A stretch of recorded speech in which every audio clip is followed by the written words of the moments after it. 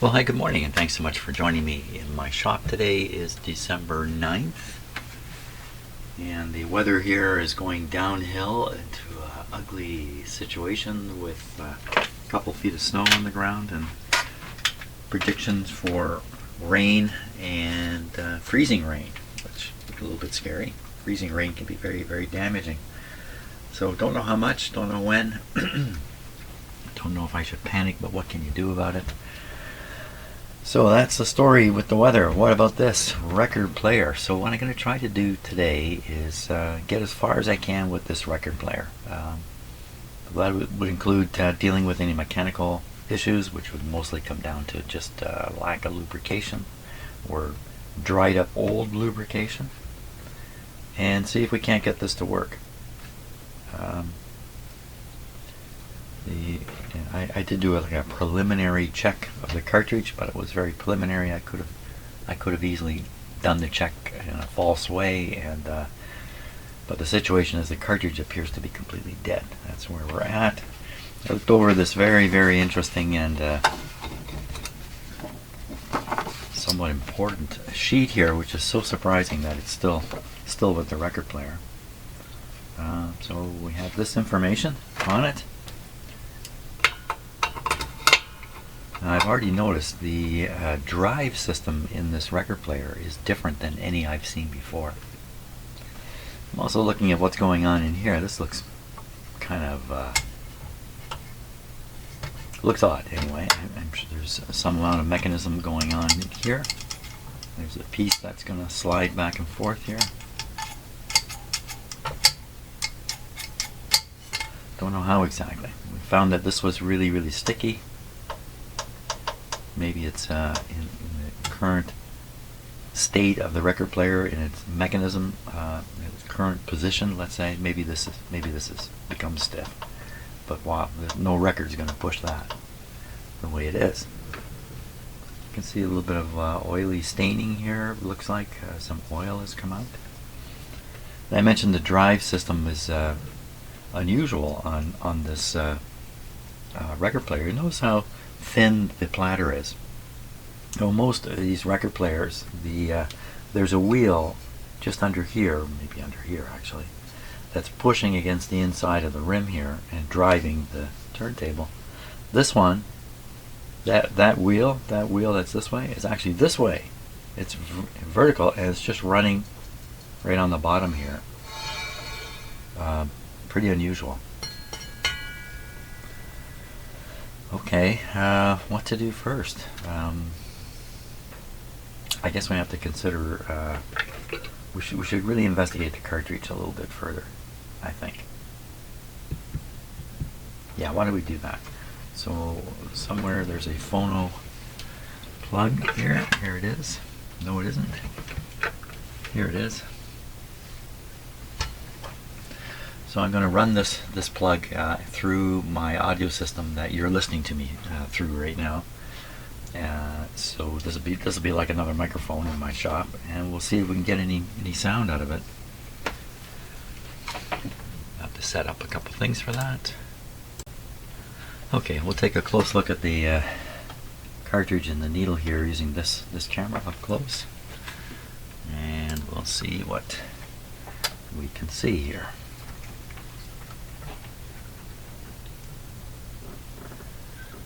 There's the two needles. I had thought at one point one of them was gone, but no. Very unusual looking. Yeah, just doesn't look like other needles.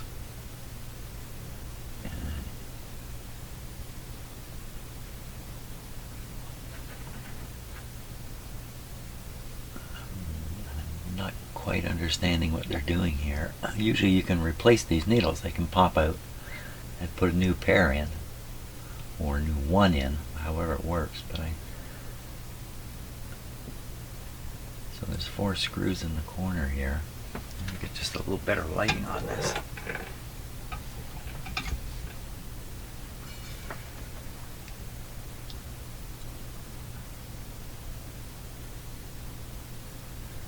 Well, maybe you can pull those off. I'm not sure.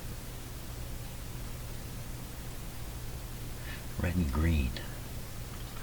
There's red and green up here. M and N. Small red dot, big green dot. M could stand for microgroove. N would stand for I don't know what. And I don't think we can look at these and figure out who's who.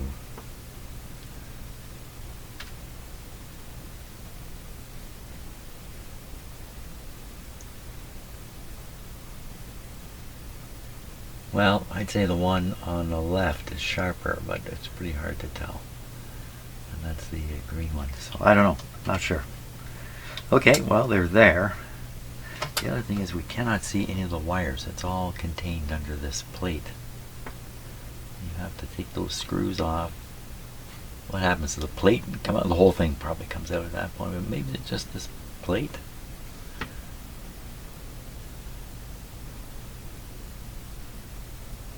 Huh. Okay.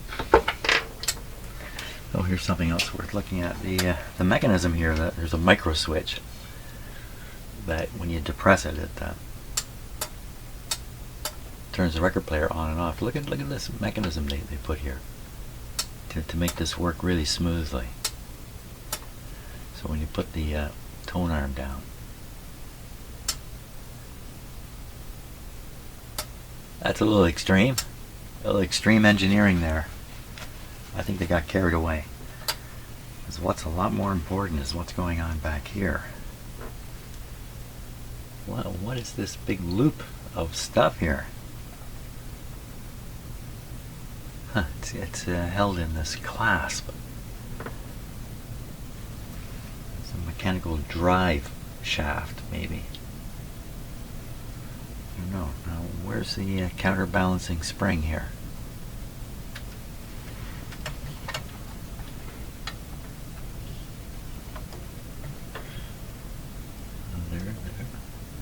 Oh, there's the spring. How do you adjust that?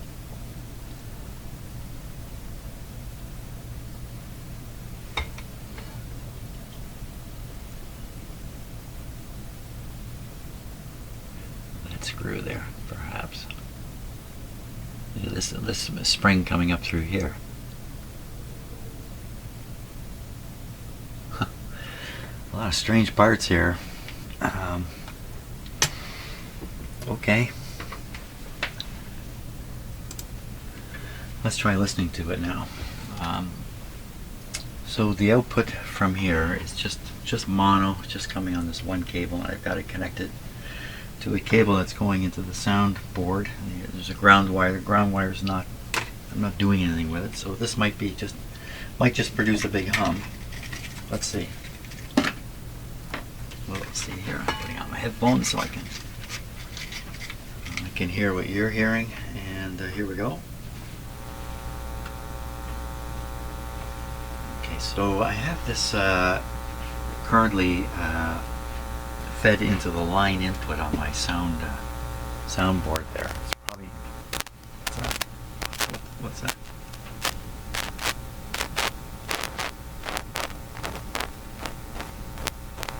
What is that sound? You know, that sounded like something swinging. What? But I didn't see anything swinging.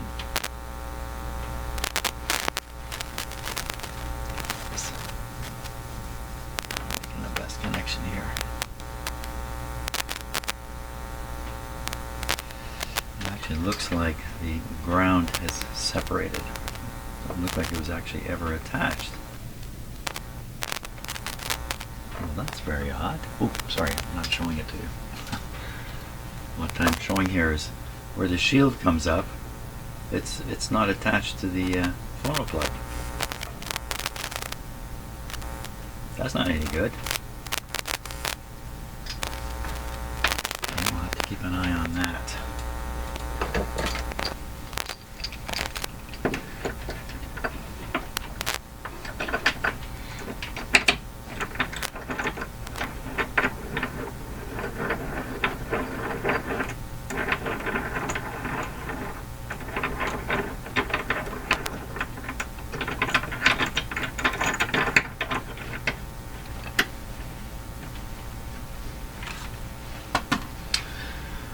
Okay, the volume is up quite high, but we are in the line input, so there's a chance we won't hear a thing.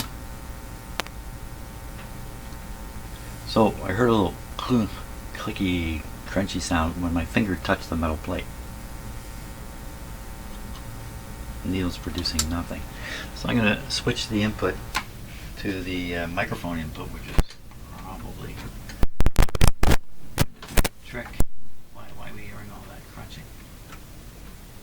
Shouldn't have heard any of that. Hello, soundboard still working? Yes.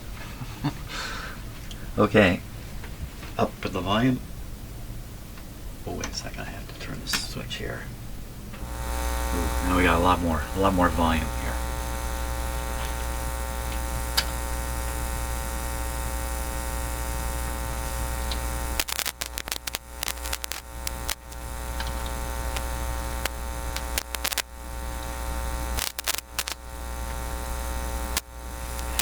There's not a moment where I think I'm hearing the cartridge. Once in a while, these record players have a switch which cuts the cartridge off, shorts it out usually, when the cartridge is in travel. So you don't hear the mechanism operating on the tone arm. Is it possible for this one? It's possible, but not likely.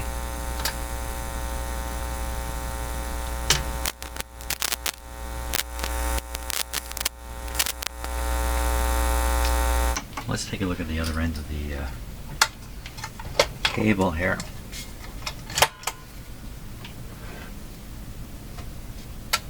So this never locks. There's no lock on this. And what is this big lever for? It says here. Very hard to read the words. Oh. Stop. Start. Reject.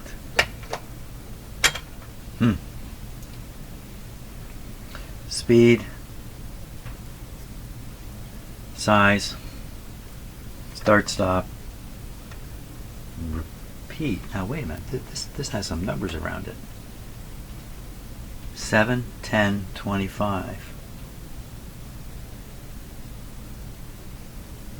7, well, like 10 is a 10-inch record. 7 is a 7-inch record. What is 25?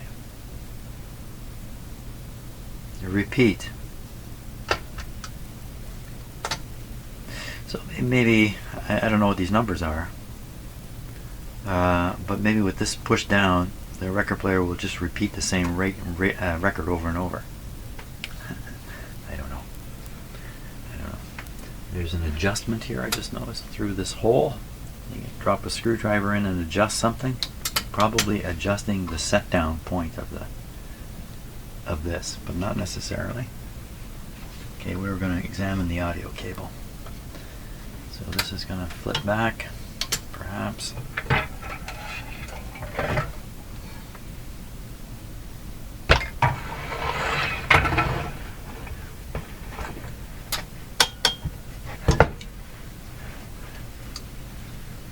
So, first of all, the very unusual drive is over here.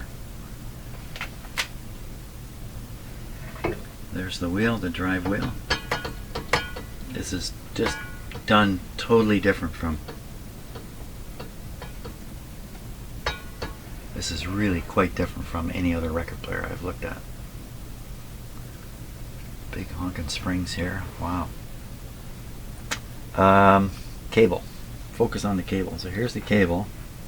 It's coming over, and the ground is not connected. Oh yes, it is. The ground.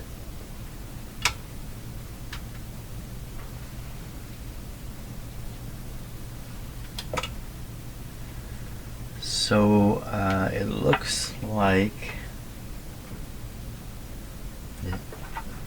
there's 3 wires in the cable going up to the tone arm. One of them is connected to the center post here, which is clearly a ground. Excuse me. And it looks like it's screwed right down to the deck. The other 2 wires are almost certainly the signal wires, and they are attached to this.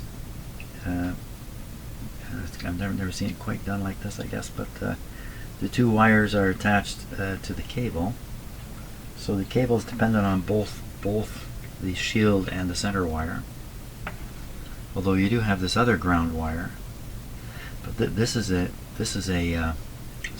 the green wire in an electric system. This isn't supposed to be carrying any kind of signal or anything.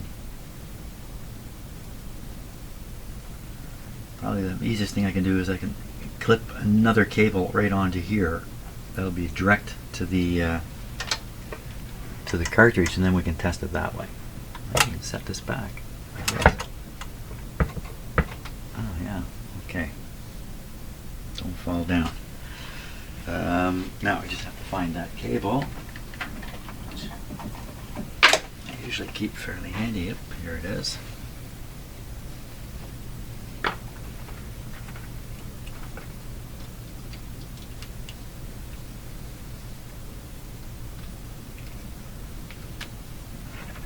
You have a shop like this, you have to have an awful lot of stuff handy. Notice this too. I'm just going to show you this. The phono plug on here, you see the length of the post, the center post? It's ridiculously long compared to more modern ones. And this is so that this could reach in a long ways and often operate a switch. Push open some contacts or something of that sort. Okay, but we're going to use this cable.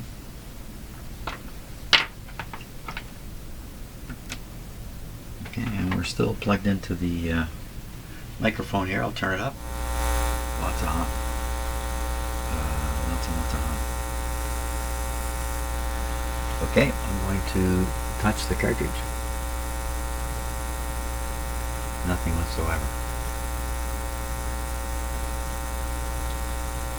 Not the slightest thing. Oh, well, it went silent. Going silent might mean it's making its first real connection here. Okay, let me just turn this up. Might get loud. Absolutely nothing coming from the cartridge. Okay, what we want to do now is look for that switch. Well, I don't think there is a switch, because this would be the switch that shorts out the cartridge during certain stages of the mechanism's operation. But you can see the wire travels here and goes up to the tone arm, comes here. There's no switch involved in this at all. Well, I think we could reasonably conclude at this point that the cartridge is dead in this record player. Can't be 100% sure at this point, but every indication is that's the case. That presents a big problem, of course. Can't make a record player work with a dead cartridge. Now, we could take a look at the mechanism here, and maybe with just a little bit of effort we can get the mechanism operating. Still can't play a record, but at least you'd be one step closer. I'm looking this over, and there's just all kinds of things here that I've never seen before. This just looks totally foreign in how this is made. So let's just go through, kind of start in the top corner here and work my way down. So there's a spring fitting here. This is the one that's giving the on-off lever. There's a broken spring here. Pretty sure this is broken here.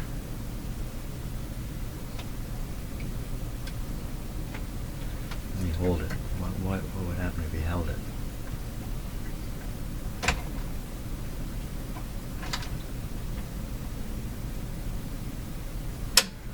Cut my finger there. Well, I'm guessing it's supposed to pull on this, but it's a guess. Do I know for sure this is broken? It sure looks like a broken edge here. Where's the rest of it? So there's a piece. There's another similar piece of wire here. What's it doing? No, it's a different dimension. So we don't know what the story is with this thing. Okay, that's good. Keep coming down. So this is the power cord going up to the to this on-off mechanism here. where does it? So I'm looking for an electric switch. What's the story here? Whoops.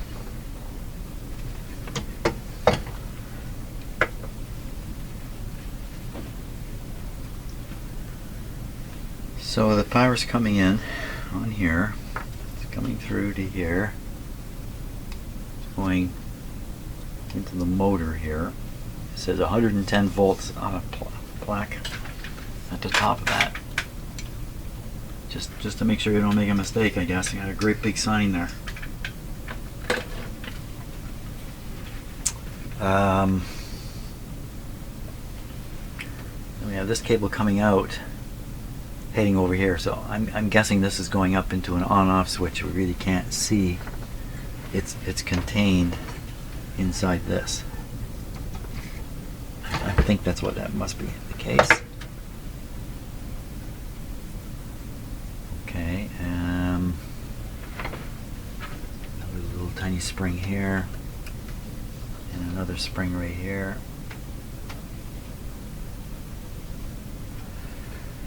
So there's a spring mechanism here. This is the speed selector. You're not supposed to turn this unless the motor's running.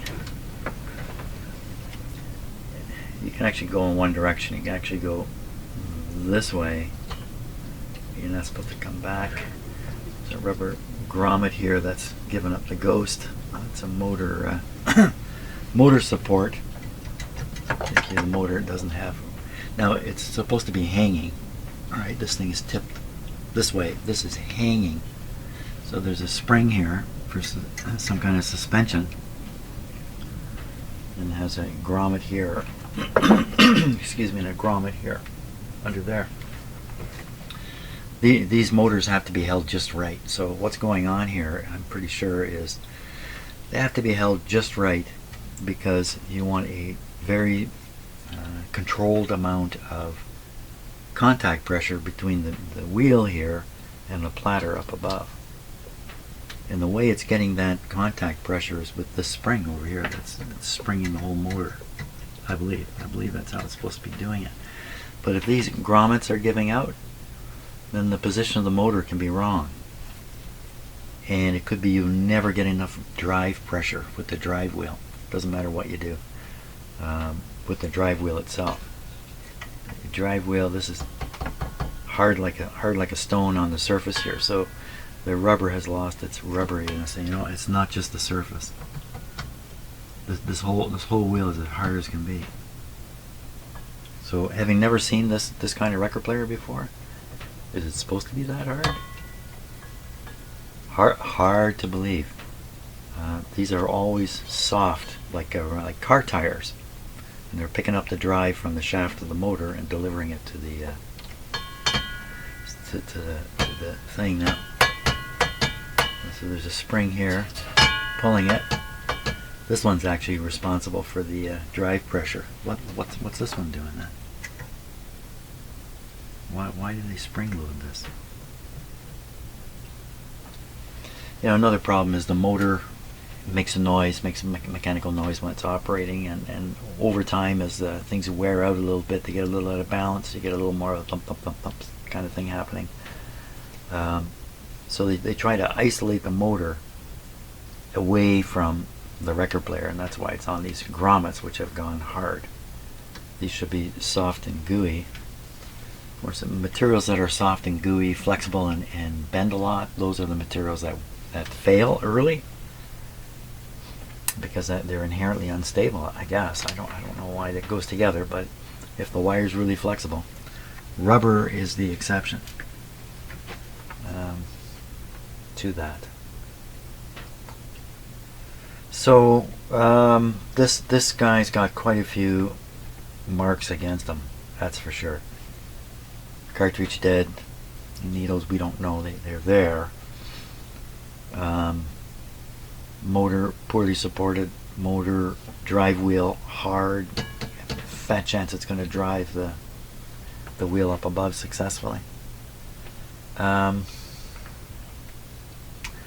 The rest of it probably has trouble with lubrication or lack of lubrication. You know, this mechanism down here, springs here, spring here. Wow, don't know what that is.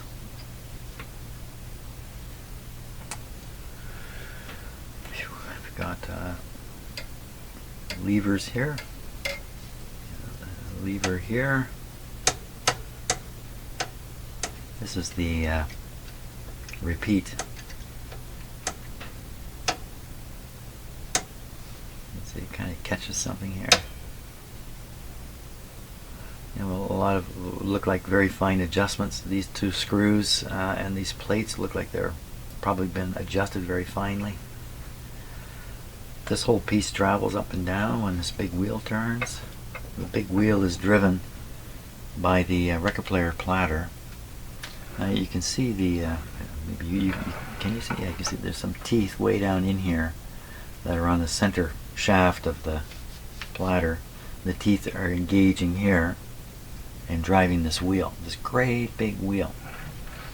Can you see some teeth are missing right in here? That's on purpose. So, you know, as long as the gear is engaged in the teeth and the platter's turning, this big wheel will turn.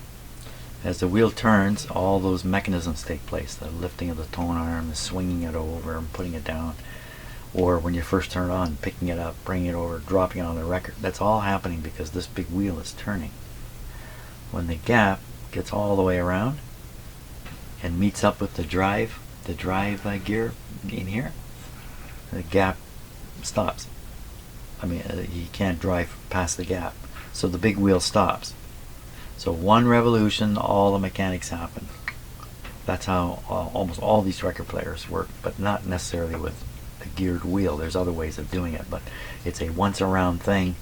Meeting up with a tooth gap is almost always the way these work.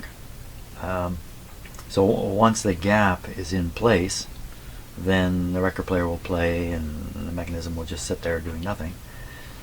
In order to engage the mechanism, you have to kick this wheel forward a little bit.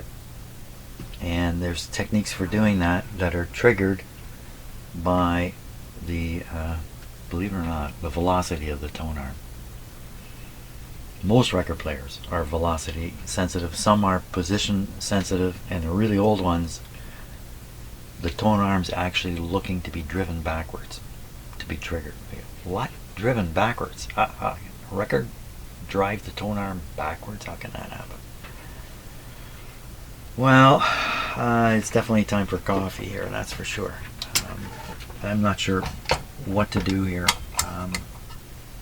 that's going to lead to some kind of success. In a record, when you look at a record, you have the grooves with the music, and you watch the tone arm slowly move across the record as it plays it. When it gets towards the center, the grooves spread out, and the tone arm will quickly move about a 1/4 inch or maybe even 1/2 inch in some records. It'll move fairly quickly. That speed is what triggers the tone arm to pick up, not the position. This is why when I was a kid I was driven nuts by this. I'd pick up the tone arm and I want to play the last song on the record, but as soon as you got there, the thing would pick up and take off. But I never even made it to the center part. Like, it's still over the music part. It's because as I brought the tone arm up, this velocity sensor is sensitive in the last third or so of the record. So you can do this all you like, but if you do that here, it'll catch it. So you can't move slow enough by hand. You end up moving too fast. The velocity sensor picks it up. Tone arm goes back. This record player, now in the oldest records, in order to tell the record player that the record was over, they devised a method that would cause the tone arm to travel backwards. And all they did was in the middle, instead of having a spiral in, the spiral would in and out, would go in and out. So when the tone arm got to the center of the record, it started doing this. As soon as it moved backwards, there's a thing called a pawl, I believe is the right word for it, like a ratchet mechanism. So the pawl will let things move forward, but as soon as you try to move backwards, the pawl engages and more mechanism gets moved. Anyway, I won't go into that in any more detail, but yeah, tone arm had to move backwards. So there were 3 different ways to trigger the tone arm, but the velocity technique is the most common. Don't know what's going on in here. I said something about having a coffee, didn't I? Yeah, that's a good idea. Okay, after consulting the coffee cup, I think I would deem this just too far gone. And even if it were operating perfectly, it would still be a fairly lousy player because of this metal, just because of everything. So, in opposition to this, let's just try this again. Okay, so I've given this some thought. It's a pretty yin-yang situation here with a record player that I'm pretty sure is beyond hope, this guy, versus the radio, which is working great with apparently all of its original parts. It's really a story of opposites here. So I don't think it's even worth trying to get the mechanics going in this. It's just going nowhere. I think that's the story, unfortunately. So all in all, I have done nothing here to these things except take them out of their cabinet, and I'm going to put them back in. I think the good news story on this, along with the fact that it works as a radio, is that the phono input can be used as an input for anything, in particular Bluetooth receiver. And I know lots of people are doing this. With this kind of radio with a phono jack on the back, you know what? We need to take a look at that. If I'm talking about using it for Bluetooth, then we should take a little look at it. So, yeah, that'll be the last thing we do.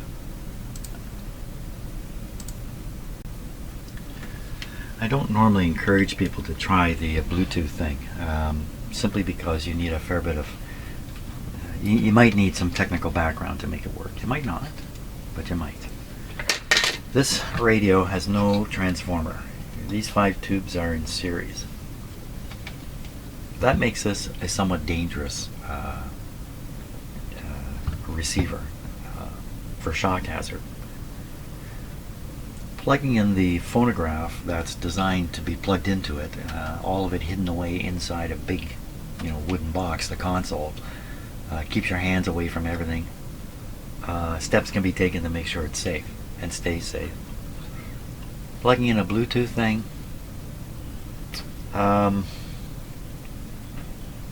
just makes me a little bit nervous. I don't know how. It just makes me a little bit nervous. Let me put it that way. So the way this is working here, we have a green signal wire coming over to this switch. So no doubt the switch is simply switching from phono input to the amplifier to radio input to the amplifier. The other line, this piece here is insulated, so this outer part here is not touching the chassis. You see how you can start getting your fingers in here. The grounded side of this jack is going through a fairly large capacitor straight over to the center of the volume control. What? What did I just see? Wait a minute now. The center terminal is going to the switch, but the ground side of it, or the other terminal, is going to the volume control. Center terminal. Somebody's got the power. I don't know what to think here.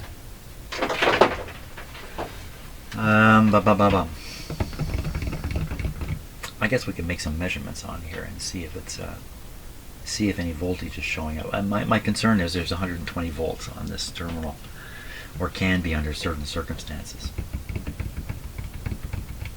Well, let's look into that question. Okay, but first, more coffee. More coffee is needed. Okay, so there's two kind of issues here. I'm probably pushing this too hard, but just to be safe, One issue is any voltage in the jack that's going to ruin the transmitter, a Bluetooth transmitter if you plugged it in.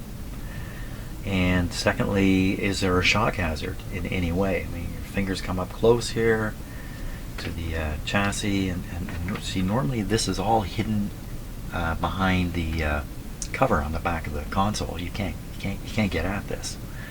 And this would not normally be something the consumer would fool with, because this is where the phono plugs in. You would not normally fool with it. So let's find out. I've got the voltmeter out here, and we're going to turn this guy on as soon as I make sure the volume's down. There we go. And we can start looking right away. Between the chassis and the Various. There we are. First of all, the 5 volts.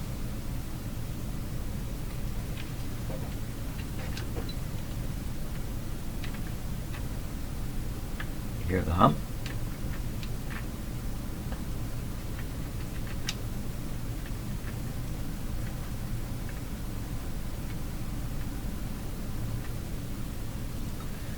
Volts just from this thing floating around in space. Nothing really there between there and the chassis. Now what about to the ground on the jack? 6 volts.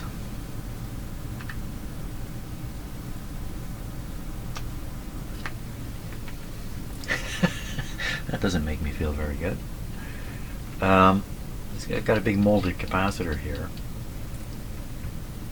I still don't understand the wiring. We'll have to take a look at that, what they've done.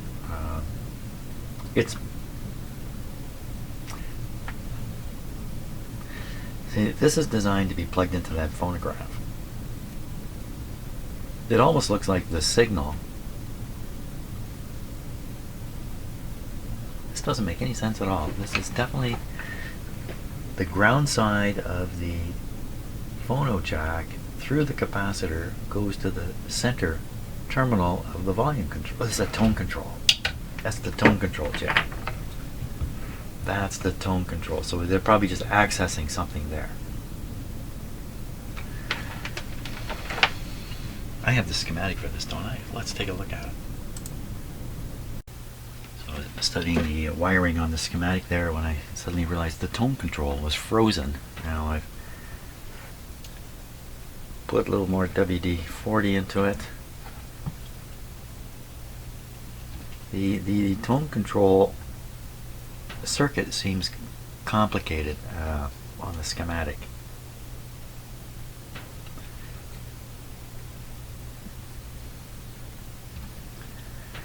Getting more and more rotation out of it.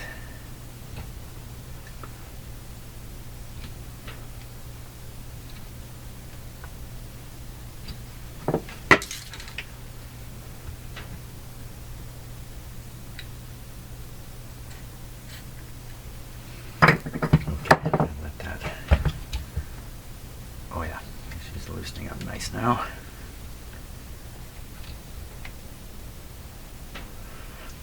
It's a female. Can't you tell? There we go. Okay, that's good.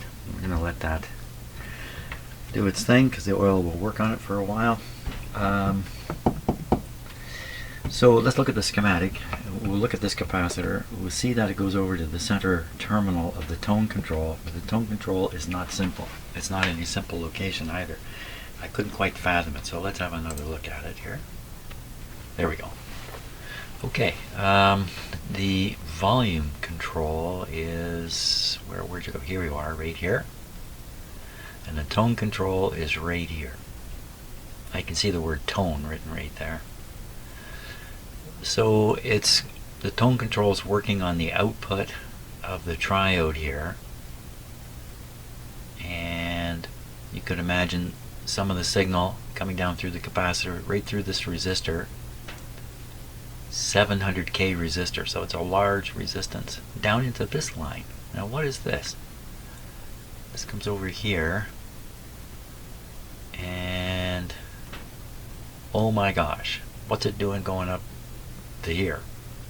So this is a complicated tone control, and it involves some feedback. So this is a design I believe is used to try to change the tone as you change the volume. And the idea here is our ears don't hear sound the same at different volumes. At low volumes, like whisper, like volumes, our ears focus in on the audio range that is common to our voices. So we can still hear voices, but we don't hear bass and we don't hear treble at low volumes. So it kind of ruins music. Music played quietly, we don't hear those things. So to compensate for it, they have a circuit here which is trying to boost at least the bass, maybe the treble too, I'm not sure. And it's doing it by controlling feedback from the output of the 12AV6, from this output. They're feeding it right back into the grid. Okay, so now we go back to the phono and we say, well, where's this going? So this on the schematic, this capacitor goes right to B minus, which kind of makes sense to me. In the radio, though, this capacitor is going to the center terminal. It's going to this location here. So, oh, is that a dot? Is that a dot? Yeah, you know what? It's not hopping, is it? Hop, hop. That's a dot. Okay, so the B minus. See, they've heavied. It's hard to tell. Maybe they haven't. I was going to say they've heavied up the B minus line, but it sort of looks that way and then doesn't. Maybe it's a photocopy effect or something. But okay, so that changes the picture. So this is B minus. So the bottom of this capacitor resistor is connected. Well, it's not connected directly to B. Well, through here, signal-wise connected to B minus. Seems weird to me, still, that this capacitor would be connected here instead of here. Why would they possibly do that? I don't know, you know. They could have been fooling around in their laboratory back in the design place that designed this radio, and somebody made this connection up and said, hey, look at this. So when you connect it this way, you get this benefit. I don't know. And then we might have a hard time, thinking it through because they discovered it empirically. And then they want to keep it secret from the other guys making radios. It's secret. I've said many times that the engineers go wild in this part of the radio here, doing things to generate tone effects and that. Wild. It's just wild in here. Well, what am I to do? That's the question. So we've measured a few volts. How did we manage to get 5 volts on this? And I can't look at the schematic now. It's not telling me in the story. Look, this is B+. Here's a capacitor. It could be a little bit leaky. It could be presenting a DC voltage through here easily. This is a very high resistance, almost 1,000,000. Get a little voltage on here, drive a little bit of, and the voltage show up. I'm measuring it with a high impedance meter here, so it could be if I used a lower impedance meter, we'd see nothing. In fact, I have one here. We could try it. It's a lousy meter, but that's what you want to use. We might find that the voltage just looks like 0 on a lousier meter. Do I want to plug my Bluetooth thing in here? See, this is where I would hesitate because I don't know what I'd want to. If this were a a transformer-based radio, had a power supply transformer in it, I'd be a lot more comfortable with doing it. But with this one, because of the potential for 120 volts to show up unexpectedly. The other thing too is that with these radios now, this one, the B minus, I think is it's isolated from the chassis with this capacitor here. In other radios, the chassis is this wire. Those guys are really dangerous, and it probably would not have a phono input. But I don't know. This one has one. It has one, Jim, because it's all contained inside the cabinet and it's all engineered and out of the hands of the consumer. And they can make it so that it's safe. Like for instance, remember the wire that goes to the record player, the shield was not connected on it. That done by accident? I don't think so. That's done on purpose. Well, they want to carry the voltage of this back over to the record player. Yeah, I don't know what to say. Okay, I'm probably more nervous than I need to be, but you know, when if you make a mistake like this and you plug in your Bluetooth thing and then it doesn't work and it never works again, well, you know, that's a loss.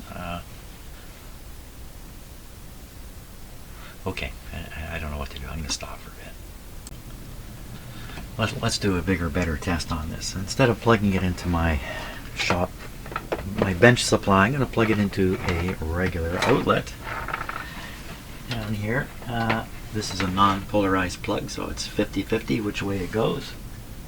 Okay, and it's gone in one way. Switch her on. Now, how dangerous is this? This chassis is hidden inside the big wooden console, out of reach of everybody. It has a capacitor that possibly is blocking 120 volts from the chassis. My high impedance meter will probably still read 120 volts, and that depends upon which way the plug goes in.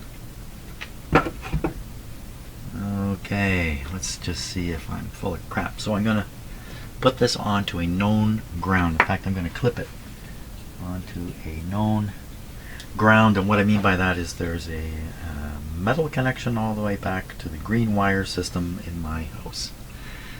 Not a big deal. And I'm just going to find a good spot to clip this. And I want to be sure I'm getting it here.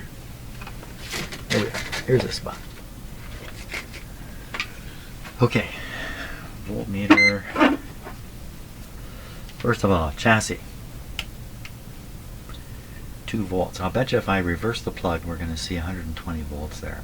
Because I would expect to see something like 50 each. So I'm going to reverse the plug right away and we're going to try it again.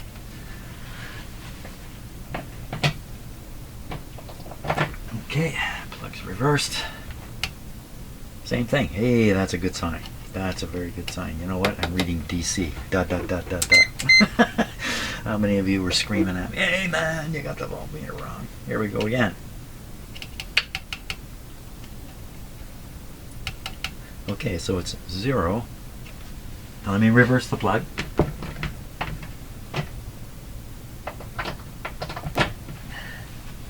What do we get this time? Ay, ay, ay, ay, ay, ay. So this is my concern here.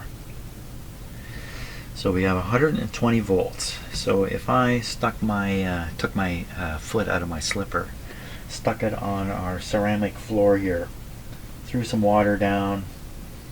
I don't know about a ceramic floor. And then stuck my finger on there, I might be singing a tune. So here's the thing about these radios. You see the 120 volts. Let's just try this little experiment. I'm going to turn it off.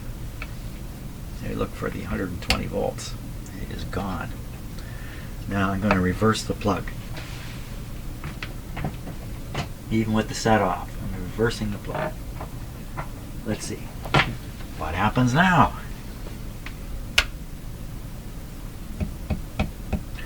So how can this possibly be? The switch is open. How can the power get to the chassis? Going through all the circuits in the radio in various ways. So could you get a shock off this? The radio's plugged in, but it's switched off. A lot of people would think it's switched off. Surely it's safe. With it switched on, I do this test. You get 0. You put your hand on it, you're fine. Turn the set off, you get a shock. Kind of weird, eh? That's the thing about these chassis. Now, I'm using a high impedance meter. Let's try this with a cheapo, a real cheapo meter. It's a battery tester. I don't even know if I can do this. AC volts, yeah, 150, right on. That's where it's set right now. Okay, so we're going to do this very same test using this meter. Is this meter even working? So I'm going to touch the actual power line input. Yeah, see, the meter is working. Now I touch the chassis. It even reads on this meter. So there's enough power to operate this meter. There's probably enough power to give you a pretty dandy shock. Now, so it has a capacitor here that's tying all this stuff together. Actually, that's not the capacitor, it's a different one. It's this one, this big one right here. That capacitor could be leaking, and that's why we're getting these readings. But I think even with a brand new capacitor there, we'd still get the same readings on this meter. Maybe not on the other one. So what this is telling me is there's a danger in this radio. Very, very difficult to overcome. And plugging in a Bluetooth device might be a bad thing to do. And I'm going to leave it there because I am not going to declare it safe or not because I'm not sure. A lot of things, just not sure. Personally, what would I do? I don't think I would want to risk a Bluetooth receiver myself on this. It just seems to be too many ways to blow it to smithereens here, or get an unfortunate shock off of it. Right. Okay, so next thing is this is going back into the console, and we'll have a listen to it. And I'm just too chicken to try anything more with it. Okay, that's great. Thanks a lot for watching to this point. This might be the end of the video, or I may shoot a little more once I get it back in the cabinet. It kind of depends how my day goes here. Okay, I think we're ready to give the radio a try. Radio's in. I didn't put the record player in yet. Okay, let me just make sure it's switched off. It's off. Okay, now just before I turn it on, this radio needs an antenna, and the antenna I've got for it is this loop antenna.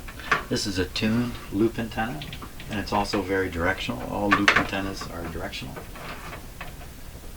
So we'll give that a try and we'll see what the radio can pick up. So here we go. Not much to start, but what's happened? What is going on? The light bulb may have burned out on this radio. I took the light bulb out and cleaned it. I didn't actually take the light bulb out of the socket. Okay, won't worry about the light bulb right now. So, we will tune to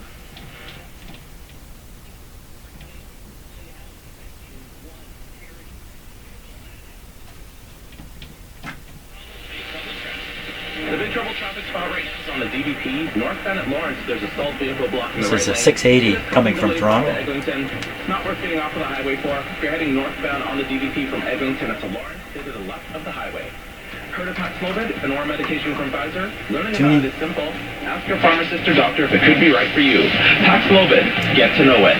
That's the big trouble traffic spot right now. I'm Richard Martin, 640 Toronto. Two people are dead in separate shootings that occurred within nearly 9 hours of one another. Toronto police say at around 4 this morning, officers were called to the area of Lawrence West and Allen Road in North York for reports of a shooting. When police arrived on scene, wow. on the driveway of a home. This radio is working with this as an antenna, this little black cord. This isn't doing an awful lot here. That comes after just before 7 p.m. Sunday, police said that officers were called to the Danforth and Jones Avenue for a shooting. When officers arrived there, they found a woman believed to be in her 30s who had been shot. The good news about that is just about any piece of wire looks like it's going to work as an antenna on this. Let's try another station. We'll go up to find the... it's gone quiet here because the antenna tuned. We'll find the French station. Suspense, jusqu'au côté-là, le gouvernement devrait survivre parce que le NPD votera contre la motion des conservateurs. Le gouvernement Trudeau souhaiterait faire adopter aussi son projet d'envoyer des chèques de 250 $ aux travailleurs canadiens. On essaie de bonifier l'offre pour y inclure les retraités. Et le congé TPS qui a déjà été adopté, selon le directeur parlementaire du budget, coûtera au Trésor public 1,5 milliard de dollars. Au plaisir. Turn it out. Jeepers. Good radio.